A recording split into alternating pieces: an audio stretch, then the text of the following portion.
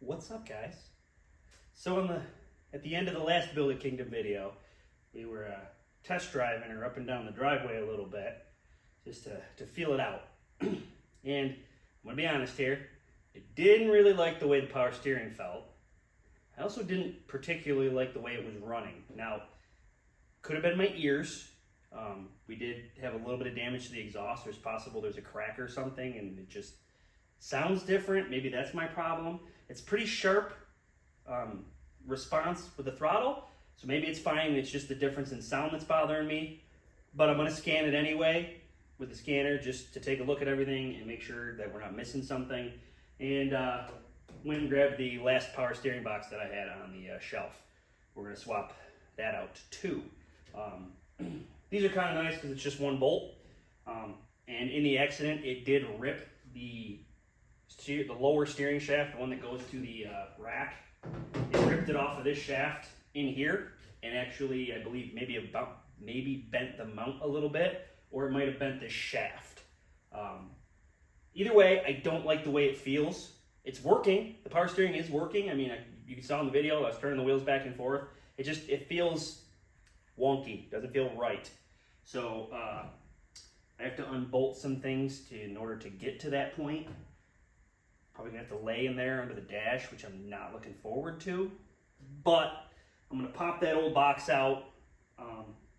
Like I said, it was working, so maybe I'll just throw it on the shelf and mark it as questionable.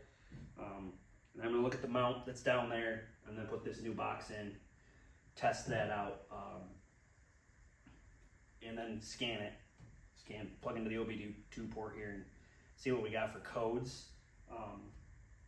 We did swap the gas tank out, so I guess maybe there could have been some water or something in it. Maybe that's what I'm feeling that I don't quite like. Hard to say. Or maybe we got wiring issues. Maybe I don't have it fixed all the way. I wiggled coil wires, everything seemed fine.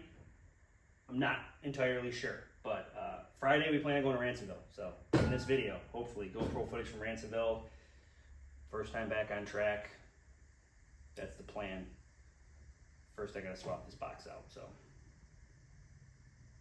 gotta climb in there. Upside down. Here we go. All right, so I just weighed the car, and when I pulled my phone out to take video of me scaling the car, she actually rolled off the scales. So I will just post a picture. I did manage to get a picture of the number before I lost it. Scale numbers are really, really close to what they were before, so that is a good sign. I fought for an hour trying to dismount the right rear tire that got popped and mount a new tire. That was a good time. I had to double bead brake it, which was fun. Now I'm in the back of the car because I forgot that one of the axle bolts spun in the cage when I was putting the rear axle in, and I was like, oh crap, I need to fix that. So I hopped in here, and let me show you what I'm dealing with. So I had to cut a hole in the floor to get in there, and I literally had to get all archaeologist up on this shit. You could not even see that. There was so much dirt in there and clay. It was completely covered. I had to jam a pry bar in there and dig that thing out. And honestly, the box that holds the square nut doesn't actually look that bad, but somehow I need to get some weld in there. I don't know I need to get more dirt out of there, because I'm gonna have to get some weld in there to hold that cage so I can tighten that bolt up. So this is, yeah, it's gonna be that's gonna be fun. So I'm about to take my air gun and blow that out of there, blow as much dirt out of the way as I can. And luckily the heat's cranked up, and I'm just gonna burn a few spots on that thing and hope that it holds the nut. I'm gonna burn a few spots, and then I'm gonna spray it with some penetrating oil, and hopefully that's enough for me to finish tightening that bolt, because that's as tight as it got. And now I know why, because there was so much dirt in there. It's probably full of, the threads were probably full of dirt.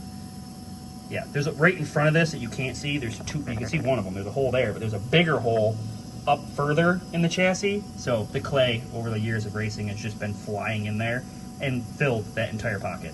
So I'm gonna try to weld that thing and tighten that bolt up, and then I'll bang this piece of tin back over and stitch it a couple times. And then we should technically be ready to load up. I gotta load up. I gotta dismount and mount one more tire. Maybe. I might not bother. I might just use one of the boys' spares tomorrow night because I'm getting tired. But I'm basically ready to load up. She's in pretty good shape. Power steering swap went well. It's a lot quieter than it was. Still feels a little weird to me, but I might just be being paranoid because we wrecked it so hard and I'm overanalyzing the situation. Totally possible. So we're gonna take it out and find out what it does, the way it is. But I may weld this and tighten this rear axle up. Everything else should be good. And then I get the trailer and load up. So yeah, good times.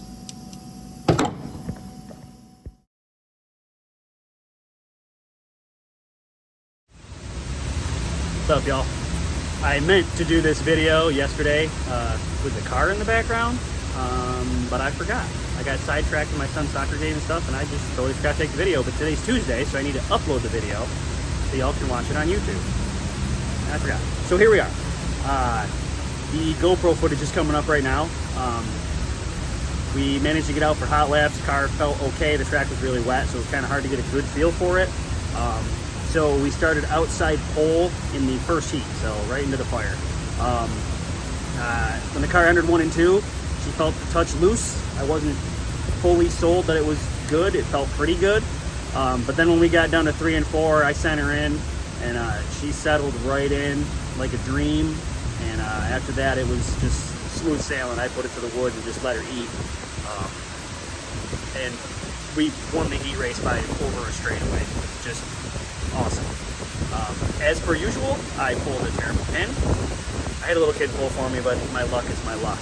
We wound up starting 7th, which isn't terrible, but it's on the bottom, and Ransomville's kind of tough on the bottom. So as you'll see in the GoPro feature, we struggled in traffic a little bit, trying to get moving.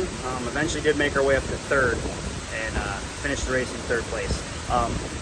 What you can't see in the video is at the end of the heat race, I looked over at the temp gauge and it was 230, which is right at the top of where I'm comfortable. It's not unusual for like a 90-degree night or something if it's hot outside. It's hot and humid for it to get that warm. So we pulled back in the pits. Not a whole lot we can do. If you remember, I was running a used radiator I had on the shelf because Rock Auto sent the wrong one. And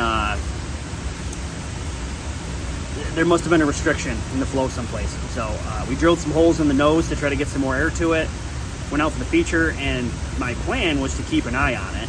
But being in traffic the way I was and the nervousness of cars in front of me crashing, you know, we got to keep the car ready because this weekend coming up, we got the 2,500 to win at Outlaw. So I didn't want to risk the car. So I wasn't paying attention to the temp gauge, which in a way is risking the car. But the caution come out late in the race. I glanced over at the gauge and the light was on. It was 260 degrees. I pulled out a line quick to get some air to the nose. It pretty quickly dropped down to about 225. The caution lap was quick. It was only like 2 laps of caution. By the time we went green again, there was only 2 laps to go. So being that I didn't know how long I'd been pushing it at 260, I said, screw it, we're going to send it. And we made it to 3rd place with those 2 laps to go. When I crossed the line, it was just shy of 250. I got out of the line pretty quick, got off the gas as soon as we crossed the line. And by the time I hit the scales, it was back down probably 235, 240. By the time I got back to the trailer, it was down under 230. And within a couple of minutes of sitting there with the fan running, it was down below 220. Still running just fine. It ran fine pulling on the trailer. It ran fine pulling off the trailer. I don't think we hurt anything, luckily. But we're going to address the cooling system this week and hopefully prep some tires and be ready for Outlaw on Friday night. SCDRA Northeast, $2,500 to win. It should be a pretty good show. I enjoy the track at Outlaw. We've been there before. We usually finish, in the top 5. But usually we're battling with rear-wheel drive Mustangs, and that won't be the case this time. So it'll be just front-wheel drives. We definitely have a shot at it. At least I feel like I have a shot at it. So we're going to go. We're going to take our shot. So here's the GoPro footage. The heats first, followed by my feature. And then if you stick around after my feature, I've got the GoPro footage from Connor's feature in his quarter midget Saturday night. And there's a nice, he gets in his first wreck, but there's a nice little moment in there. So stick around. You'll see some good sportsmanship from the young guns. My son's only 6 years old, and the other kid that he unfortunately got in a wreck with, I think, is pretty close to the same age, 7, 8, something like that. I don't know for sure. But it's a sweet moment, proud dad moment for me. So enjoy. And until next time, keep it creative and happy building. I was wrong. Apparently I didn't download the heat race off the GoPro. I'm just trying to edit video right now, and it's not there. So my feature followed by Connor's feature. Enjoy.